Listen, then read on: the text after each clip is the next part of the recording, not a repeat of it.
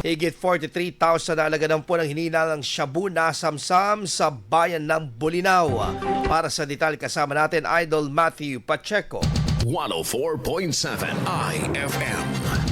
Report!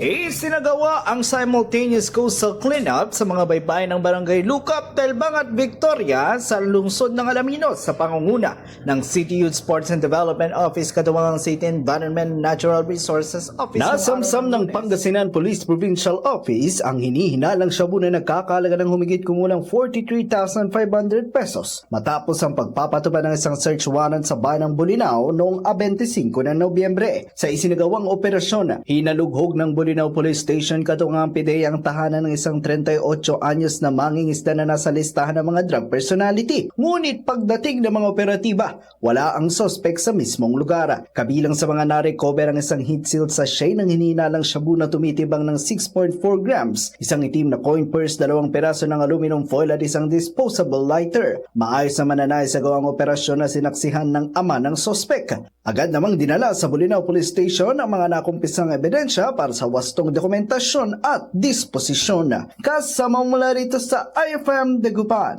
ako si Idol Matthew Pacheco. Tatak IFM! IFM News! IFM News! IFM News!